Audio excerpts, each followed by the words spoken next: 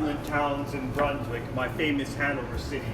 The river Weser, deep and wide, washes its wall on the southern side. A pleasanter spot you've never spied, but when begins my ditty, almost 500 years ago. To see the townsfolk suffer so from vermin was a pity. Rats, they fought the dogs and killed the cats, and bit the babies in the cradles, and ate the cheeses from the vats, and licked the soup from the cook's own ladles. Split open the kegs of salted sprats, made nests in the men's Sunday hats, and even spoiled the women's chats by drowning out their speaking with shrieking and squeaking in 50 different sharps and flats. At last the people in a body to the town hall came flocking. "'Tis clear," cried they, "our mayor is a naughty, and as for our corporation, shocking, to think we buy gowns lined with ermine, for dolts who can't or won't determine what's best to rid us of our vermin. You hope because you're old and obese to find in the furry civic robes ease. Rouse up, sirs, give your brains a racking, to find the remedy we are lacking, or sure as fate will send you packing." At this the mayor and corporation quaked with a mighty consternation. An hour they sat in council. At length the mayor broke silence. "For a guilder I'd my ermine gown sell. I wish I were a mile hence. It's easy to bid one rack one's brain. I'm sure my poor head aches again. I scratch it so, but all in vain. Oh, for a trap, a trap, a trap." Just as he said this, what should hap? At the chamber door with a gentle tap. "Bless us," cried the mayor. "What's that?" With the corporation as he sat, looking little through wondrous fat. Nor brighter were his eyes, nor moister, than a too long opened oyster, save when at noon his paunch grew mutinous, for a plate of turtle green and glutinous. Only a scraping of shoes on a mat, anything like the sound of a rat makes my heart go pit-a-pat. "Come in," cried the mayor, looking bigger, and in did come the strangest figure. His long queer coat from heel to head was half yellow and half red, and he himself was tall and thin, with sharp blue eyes each like a pin, light loose hair and swarthy skin, nor tuft of hair on cheek nor beard on chin.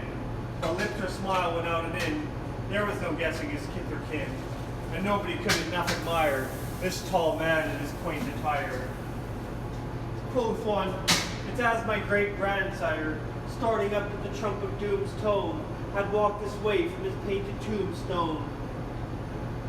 He advanced towards the council table, "And please, your Honor," said he, "I am able, by means of secret charm to draw, all the creatures living beneath the sun, that crawl or swim or fly or run, after me so as you never saw. And I chiefly use my charm on creatures that do people harm, the mole and toad and newt and viper, and people call me the Pied Piper." And here they noticed round his neck a scarf of red and yellow stripe, to match with his coat of self-same check. And at scarf's end hung a pipe, and his fingers they noticed were ever straying, as if impatient to be playing upon this pipe, as low it dangled over his vesture soles bangled. "Yes," said he, "Pied Piper as I am, in Tartaria fled the Cam, last June from his huge swarms of gnats. I eased in Asia the Nizam of a monstrous brood of vampire bats. And as for what your brain bewilders, if I rid your town of rats, will you give me 1,000 guilders?" 50,000 was the exclamation of an astonished mayor and corporation. Into the street the piper stepped, smiling first a little smile, as if he knew what magic slept in his quiet pipe a while. Like a musical adept to blow his pipe, his lips he wrinkled, and green and blue his sharp eyes twinkled, like a candle flame where salt is sprinkled. And ere 3 shrill notes the pipe uttered, you heard as if an army muttered, and the muttering grew to a grumbling, the grumbling grew to a mighty rumbling, and out of the houses came the rats tumbling.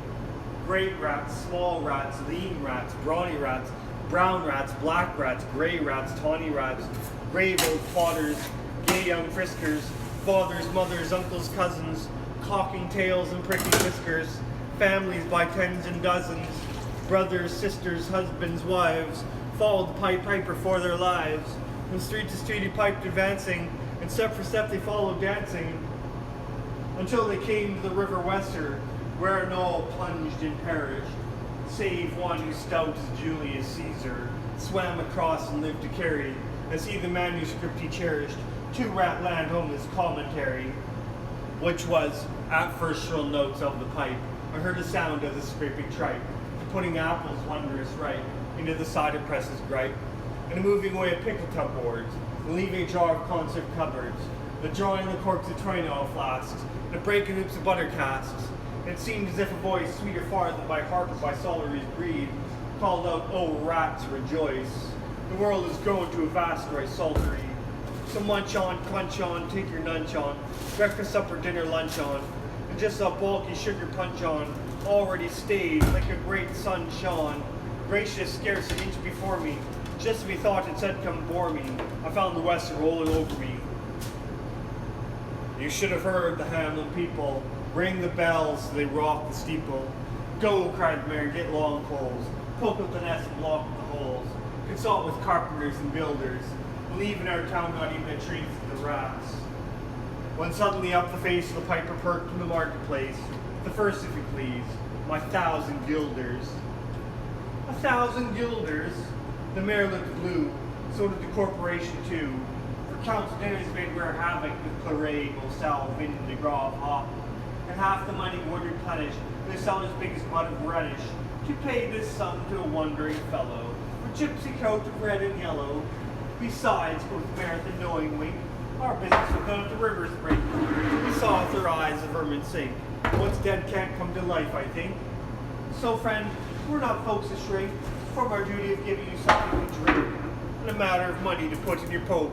But as for the guilders, what we spoke of them, as you well know, wasn't a joke. Besides, the losses made us thrifty. 1,000 guilders, come, take 50. The piper's face fell and he cried, "No trifling, I can't wait beside. I've promised a visit by dinner time, Baghdad. Except the crime the Heathcliff's pottage. All he's rich in, for having left in the Caleb's kitchen of a nest of scorpions, no survivor. With him I prove no bargain driver. With you don't think I'll bait to stiver. Folks who put me in a passion, they find me pipe after another fashion." "How," cried the mayor, "do you think I brook, being worse treated than a cook, insulted by a rival, with idle pipe and vesture piebald? Threaten us, fellow, do your worst, blow your pipe there till you burst." Once more he stepped into the street, and to his lips again laid his long pipe as soon as straight came. And there he blew 3 notes, such sweet and soft notes as yet musicians never gave to interrupted air. There's a rustling, seemed like a bustling, and merry crowds adjusting and pitching and hustling, small feet pattering, wooden shoes clattering, little hands clapping, little tongues chattering, like foals in the farmyard and barley is scattering. Out came the children running, all the little boys and girls, with rosy cheeks and flaxen curls, sparkling eyes and teeth like pearls, tripping and skipping ran merrily after. The wonderful music was shouting and laughter. The mayor was dumb and the council stood, as if they're changed into blocks of wood, unable to move a step or cry, to the children merrily skipping by. Could only follow with an eye that joyous crowd at the piper's back, and how the mayor was on the rack, and the wretched council's bosoms beat, as the piper turned from the high street, to where the Weser rolled its waters, white in the way of their sons and daughters. However, he turned from south to west, and to Copperberg Hill his steps addressed, and after him the children pressed. Great was the joy in every breast. He never crossed the mighty top, he's forced to let the piping drop, and we shall see our children stop. When lo, they reached the mountainside, a wondrous portal opened wide, as if a cavern was suddenly hollowed. The piper advanced, and the children followed. When all were into the very last, the door in the mountainside shut fast. Did I say all? No, one was lame, and could not dance a whole of the way. And in after years, if you'd blame his sadness, he used to say, "It was dull in our town since my playmates left. I can't forget that I'm bereft of all the pleasant sights they see, which the piper also promised me. For he led me said to a joyous land, joining the town in jest at hand, where waters gushed and fruit trees grew, and flowers put forth a fairer hue, and everything was strange and new. The sparrows bred a peacock here, and their dogs overran our fellow deer, and honeybees had lost their stings, and horses were born with eagle's wings. And just as I became assured my lame foot would be speedily cured, the music stopped, and I stood still, found myself outside the hill, and left behind against my will, to go now limping as before, and never hear of that country more.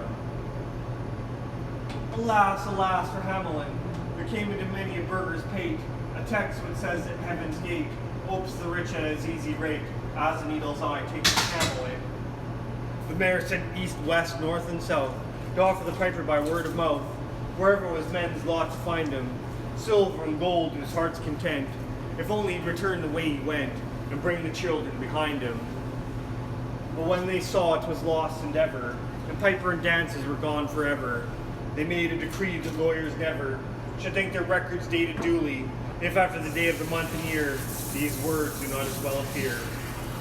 And so long after what happened here, on the 22nd of July, 1376, and a better memory to fix, the place of the children's last retreat, they called it the Pied Piper Street, where anyone playing pipe or tabor was sure for his future lose his labor, nor suffered they hostelry or tavern to shock with mirth the street so solemn, and opposite the place of the cavern, their own story on a column, and on great church window painted, the same to make the world acquainted, how their children were stolen away, and there it stands this very day. And I must not admit to say, that in Transylvania there's a tribe of alien people who ascribe the way and dress in which their neighbors lay such stress to their fathers and mothers having risen of some subterranean prison into which they were Japan, a long time ago in a mighty band, out of Hamlin towns in Brunswick land, but how or why they don't understand. So, Lily, let me and you be wipers, and scores out with all men, especially pipers. And if they should pipe us free from rats and mice, if we promise them aught, let us keep our promise.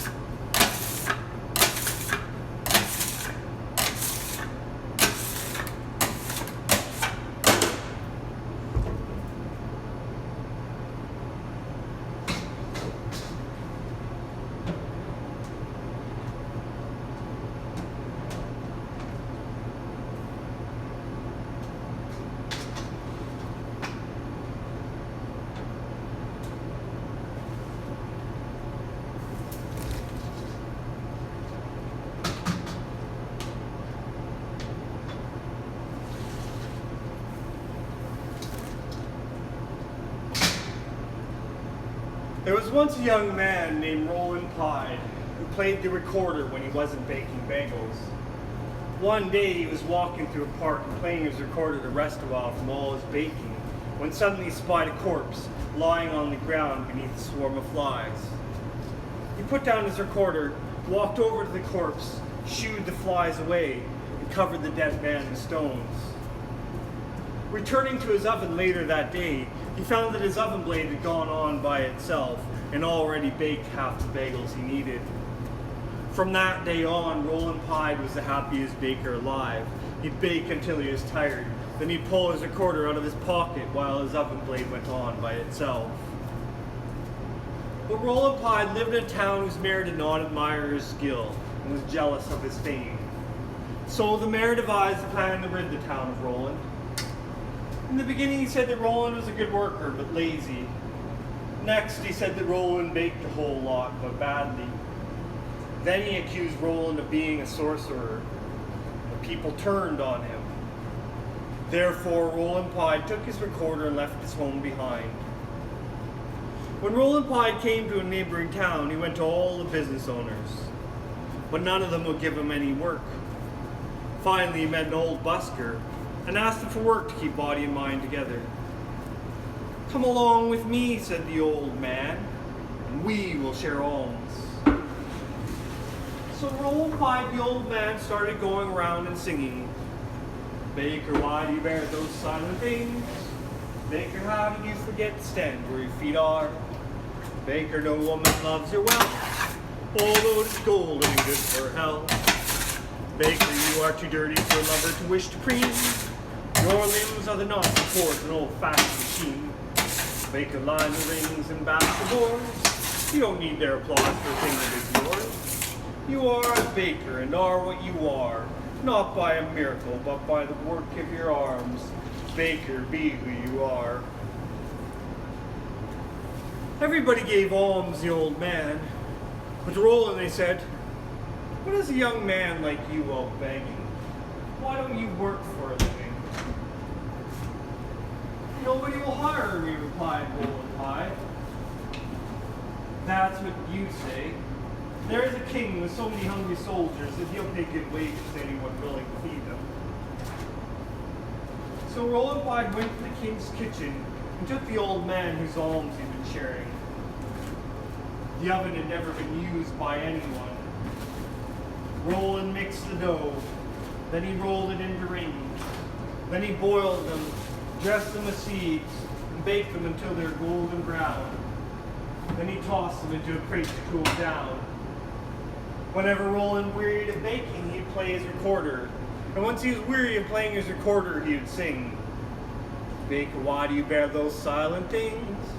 Baker, how did you forget to stand where your feet are? Baker, no woman loves your wealth, although it is golden and good for her health. Baker, you are too dirty for a lover to wish to preen. Your limbs have the knots and cords of an old-fashioned machine. Baker, line the rings and mash the boards. You don't need their applause for things like yours.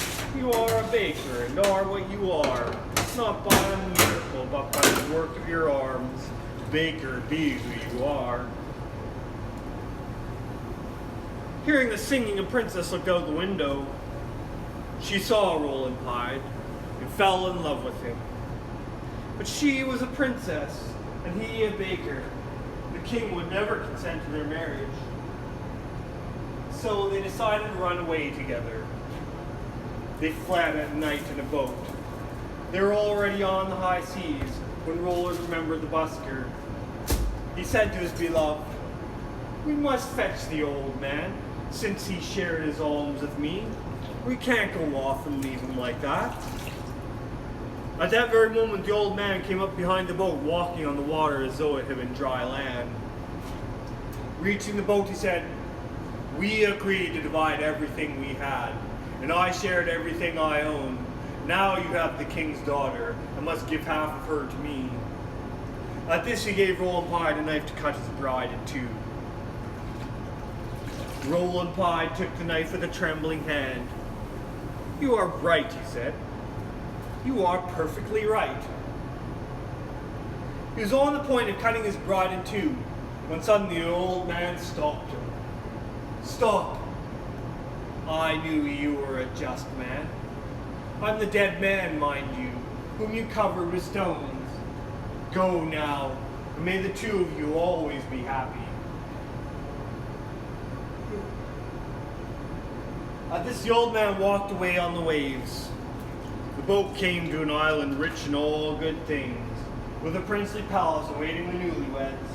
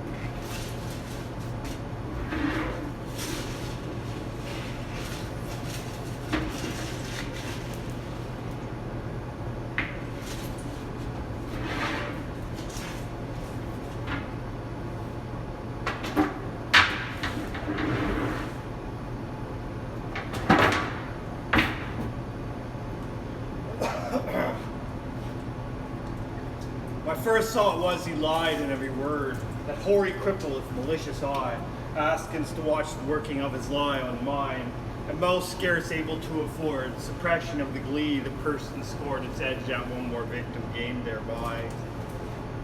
What else should he be set for with his staff?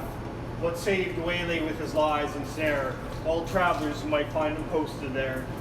And asked the road, I guessed what skull like laugh would break, what crutch can write my epitaph or pastime in the dusty thoroughfare. If at his counsel I should turn aside and draw on this track which all agree hides the dark tower, yet acquiescing I deterred as he pointed, neither pride nor hope rekindling at the end descried, so much as gladness some end might be. For what with my whole world wide wondering, what with my search drawn out through years, my hope dwindled into a ghost not fit to cope with that obstreperous joy success would bring. I hardly tried now to rebuke the spring my heart made finding failure in its scope. As a sick man very near to death seems dead indeed, and feels begin and end the tears, and takes farewell of each friend, and hears one bid the other go, draw breath freely outside, since all is over, he saith, and the blow falleth, and grieving can mend. While some discuss if near the grave be room enough for this, and when a day suits best for carrying the corpse away, with caribou banners, scarfs, and staves, and still the man hears all, and all he craves, he may not shame such tender love and stay. Thus I had for so long suffered in this quest, heard failure prophesied so oft been writ, so many times among the band of wit. The knights who to dark tower search address their steps, that just to fail as they see best, and all doubt was now should I be fit. So quiet as despair had turned from him, that hateful cripple, out of his highway into the path appointed.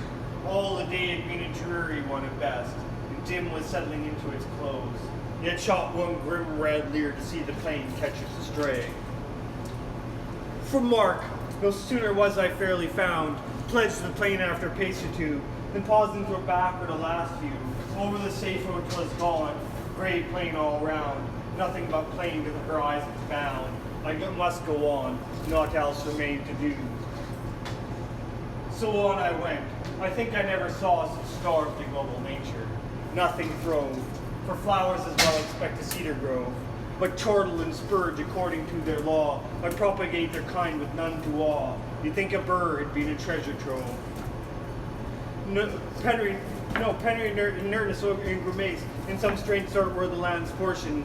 See or close your eyes, said nature peevishly, and nothing skills. I can't help my case. 'Tis last judgment's fire must cure this place, calcine its clods and set my prisoners free. If there pushed any ragged thistle stalk above its mates, its head was chopped. Beds were jealous else. What made the holes and rents in the dog's harsh source leaves? Bruised as to balk all hope of greenness. 'Tis a brute must walk, passing their life over the brute's intents. As for the grass, it grew as scarce as hair in leprosy. Thin, dry blades pricked the mud which underneath looked kneaded up with blood.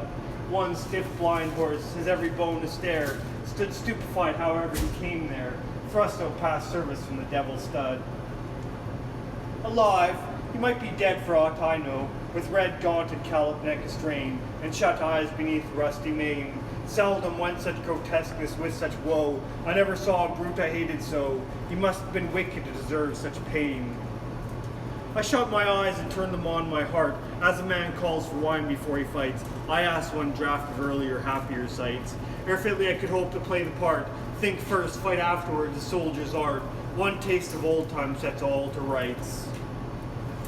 Not it. I fancied Cuthbert's reddening face beneath its garniture of curly gold.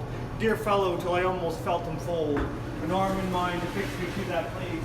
That way he used, alas, one night's disgrace. I'll let my heart's new fire and left it cold. Giles, then, the soul of honor, there he stands. Frank as 10 years ago and knighted first. An honest man should dare, he said he durst. Good for the scene shifts. Thaw what hangman's hand pinned to his breast parchment. His own band reason, poor traitor spit upon and cursed. Better that present than a pass like that. Back therefore to my darkening path. No sound, no sight as far as the eye can strain. Will the night send a howl or a bat, I asked. Then something on the dismal flat came to the rest of my thoughts and changed their train. A sudden little river crossed my path, as unexpected as the serpent came. No tides congenial to the glooms. This, as it frothed by, might have been a bath of the fiend's glowing hoof, to see the wrath of its black eddies with its fastened flakes of spoons. So petty yet so spiteful, all along those scrubby alders kneeled over it. Drenched willows flung them headlong in a fit of despair. A suicidal throng, the river which had done them all the wrong, whatever that was, rolled by, deterred no whit. Which while I forded, good saints, how I feared to set my foot upon a dead man's cheek. Each step a field of spear I thrust to seek, the hollows tangled in his hair or beard. It may have been a water rat I speared, but ugh, it sounded like a baby's shriek. Glad was I to reach other bank, now for a better country. Vain presage, who were the strugglers? What war did they wage? Whose savage trample could thus pad the dank soil to a plash? Toads in a poison tank, or wild cats in a red-hot cage. The fight must so have seemed in that foul sir. What penned them there with all the plain to choose? No footsteps leading to that ordered muse. None out of it, mad druids set to work their brains, no doubt, like galley slaves Turk pits for his pastime, Christians against Jews. And more than that, a furlong on, why there, what bad use was that engine for, that wheel or brake, not wheel, that harrow fit to reel men's bodies out like silk, with all the air of Tophet's tool, on earth left unaware brought to sharpen its rusty teeth of steel. Then came some stub ground, once a wood, next a marsh it would seem, now mere earth, desperate and done with, so the fool finds mirth, makes a thing and mars it, till his mood changes and off he goes, within a rude bog, clay and marsh, sand and stark black dearth. Now blotches rankling colored gay and grim, now patches where some leanness of the soil is broken in mossy substances like oils. Then came a palsy note, a cleft in him, a distorted mouth that splits its rim, gaping at death and dies while it recoils. As far as ever from the end, not in the distance but the evening nod, to point my footsteps further at the thought, great black bird, Apollyon's bosom friend, sailed past Novita's wide-winged dragon pen, that brushed my cap for chance the guide I sought.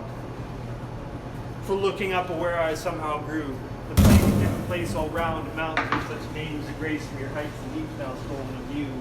How this they surprised me saw the view, out of it from there was no clear case. Yet half I seemed to recognize some trick of mischief had happened to me. God knows when, in a bad dream perhaps, here ended then progress this way, when in the very nick of giving up one more time, came a click as when the trap shuts are in the den. Burningly it came upon me all at once, this was the place, those two hills crouched like two bulls locked horn and horn in fight, while to the left a tall scout mountain, dunce goddard and nosing the very nuns, after a lifetime of training for the sight. Not see what in the midst lay but the tower itself, the round squat turret, blind as a fool's heart, built of brown stone without a counterpart in the whole world. The tempest mocking out points the shipman thus the unseen shelf. He strikes on only when timbers start. Not seen, because of night perhaps, why day came after that. Behind it left the dying sunset, kindled to a cleft. The hills like two giants in hunting lay, chin upon hand to see the game at bay. Now stab and end the creature to the heft. Not here, when noise was everywhere, it told, increasing like a bell, names in my ears, of lost adventurers, my peers. How such was strong, and such was bold, and such was fortunate, yet each of old, lost, the moment knelled the woe of years. There they stood, ranged along the hillside met, to view the last of me, a living frame, for one more picture in a sheet of flame. I saw them and knew them all, and yet, dauntless, a slight one to my lips I set, and blew, child rolling to a dark tower came. Hey, good morning. Welcome to the stream. My name is Steven. I'm baking bagels. We're reciting poetry. Say hello in chat if you feel like it.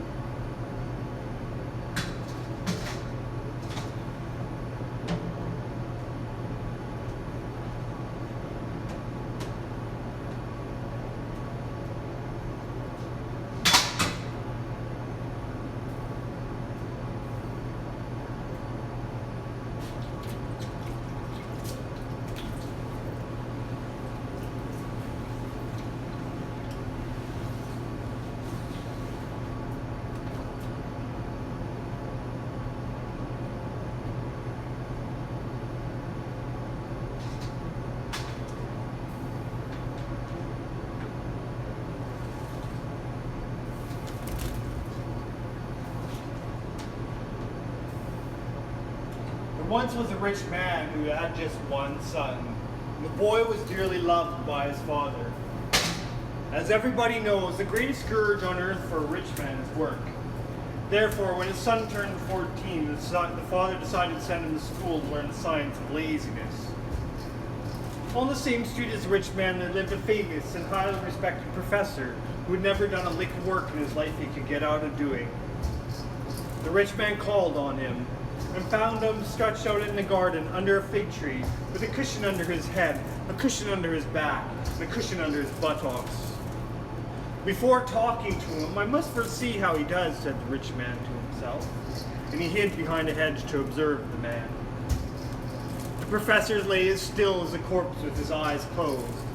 The only time he moved was whenever he heard the thud of a ripe fig falling on the ground near where he lay. He'd reach slowly out, bring the fruit to his mouth, and swallow it. Then he wouldn't stir again until another fig fell.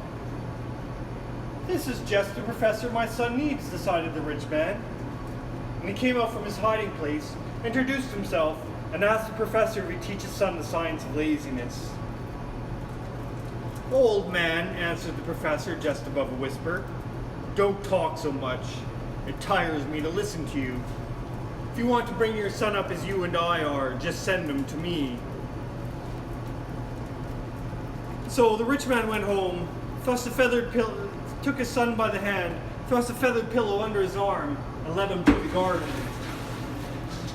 I urge you, he told him, to do everything you see this professor of idleness do.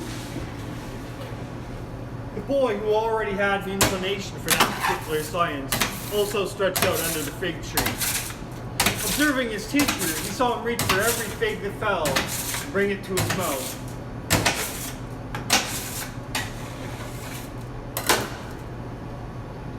Why should I work myself to death, reaching for figs, he thought. He lay there with his mouth wide open. Soon a fig fell into his mouth, and he let it go down slowly. Then he reopened his mouth. Another fig fell. This time it missed. He lay there perfectly still and murmured, "Why so wide of the mark? Figs fall into my mouth." Seeing how wise his pupil already was, the professor said, "Go on now. You have nothing to learn from me. You can even teach me something." So the boy went home to his father, who thanked heaven for having given him such a smart son. Hey, it's going well, thank you. Cheers. Welcome to the stream.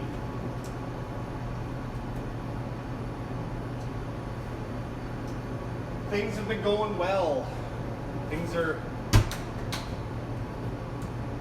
how they should be. What should I put in next? I think I'll do rosemary rock salt next.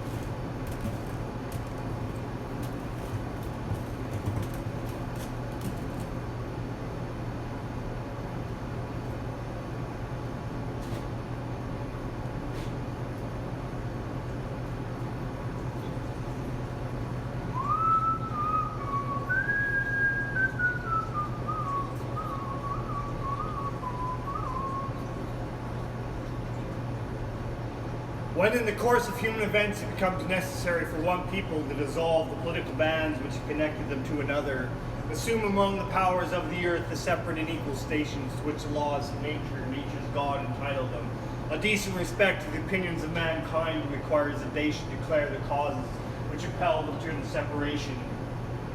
We hold these truths to be self-evident, that all men are created equal, that they are endowed by their Creator with certain unalienable rights. Among these are life, liberty, and the pursuit of happiness. And to secure these rights, governments instituted among men, deriving their just power from the consent of the governed. And whenever any form of government becomes destructive to these ends, it is the right of the people to alter or abolish it, and institute new government, laying its foundations on such principles, and organizing its powers in such form as to them shall seem most likely to affect their safety and happiness. Prudence indeed will dictate that governments long established should not be changed for light or transient causes. And experience accordingly has shown that mankind are more disposed to suffer when evils are sufferable than right themselves by altering the forms to which they have become accustomed. But one long train of abuses and usurpations, pursuing invariably the same object, evinces a design to reduce them under absolute despotism. It is their right, it is their duty, to throw off such government and provide new guards for their future security. Such has been the patient sufferance of these colonies, and such is the necessity which constrains them to alter their former systems of government. The history of the present King of England is a history of repeated injuries and usurpations, all having in direct object the establishment of absolute tyranny over these states. To prove this, let facts be submitted to a candid world. He has refused essential laws most wholesome and necessary for the public good.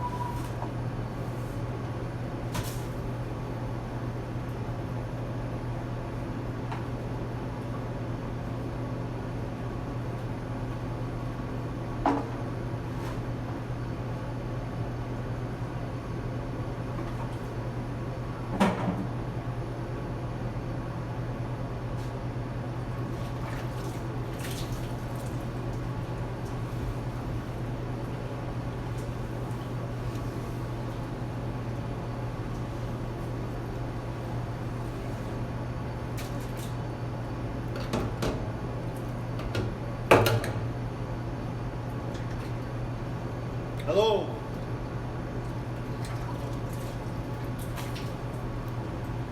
Welcome to the stream. Just casually baking bagels today.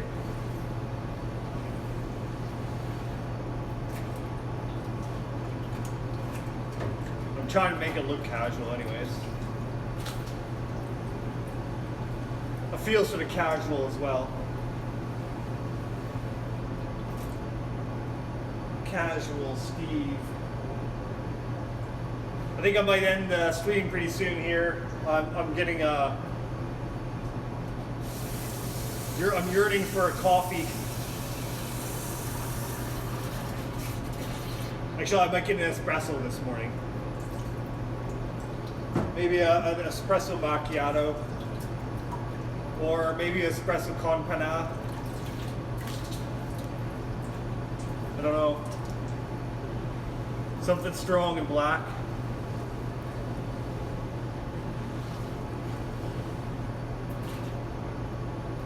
Strong and black.